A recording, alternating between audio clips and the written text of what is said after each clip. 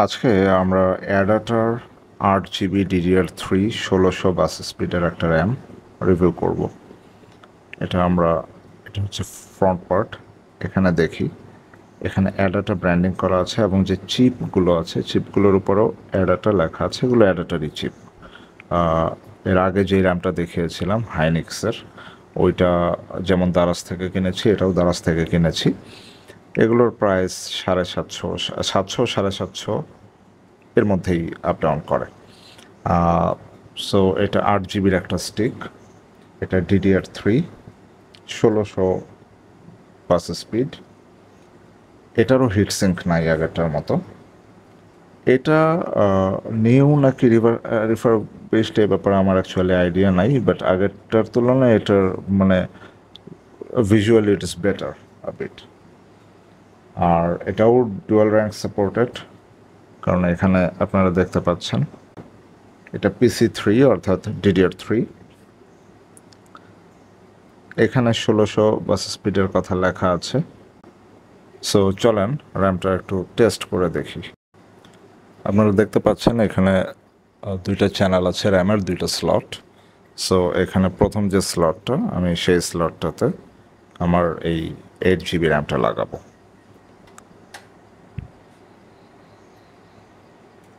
লাগানোর সময় আপনার এই খাঁজ কাটা যে জায়গাটা আছে, এটা কিন্তু উপরের দিকে যাবে। ওটা মানে স্লটে ওইভাবে দেখানোই আছে, আপনারা জাস্ট একটু খেয়াল করে বসালেই হবে।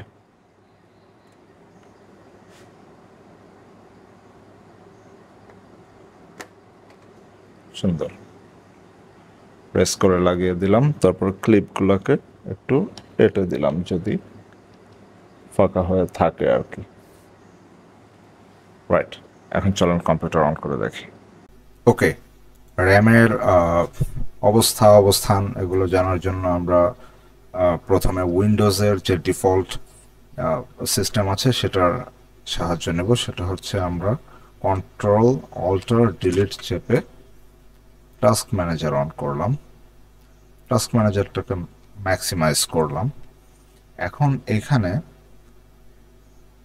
পারফরমেন্স ট্যাবে যাওয়ার পরে আমরা দেখতে পাচ্ছি এই যে আমার memory 2.5 out of 7.5 GB, 33% use হচ্ছে। আমি 8 GB একটা স্টিক DDR3 1600 মেগাহার্জ বাস স্পিডের অ্যাডাটার একটা র্যাম ইউজ করছি। এখানে 8 GB মধ্যে আমার 7.5 GB ইউজেবল দেখাচ্ছে এবং 7.5 GBর মধ্যে 2.5 আমার ইউজ হচ্ছে অলরেডি। ঠিক আছে, আমি যদি এখানে ক্লিক করি তাহলে আরেকটু ডিটেলসে দেখা যাচ্ছে in use 2.4 GB, available 5 GB আছে আমার, ক্যাশড আছে 2 GB, committed 2.4 out of 9.2 GB। এখানে স্পিড 1600 মেগাহার্জ দেখা যাচ্ছে। স্লট ইউজড 1 অফ 2, মানে দুইটা স্লট আছে আমার র্যামের, এর মধ্যে একটা ব্যবহার করা হয়েছে। Hardware reserved 514 megabyte. Form factor DIMM। এই এতটুকুই জানা যাচ্ছে মাইক্রোসফটের ডিফল্ট যে টাস্ক ম্যানেজার আছে এখান থেকে। এখন আমরা এটা ক্লোজ করি। র্যামকে টেস্ট করার এবং র্যামের পারফরমেন্সের কী অবস্থা এটা জানার আরেকটা অ্যাপস আছে, সেটা হচ্ছে CPU-Z। সো সেটা আপনারা যে কোনো ব্রাউজারে গিয়ে ডাউনলোড করে নিতে পারেন, খুব ছোট্ট একটা সফটওয়্যার। এটাতে এখন যাচ্ছি। ইয়েস,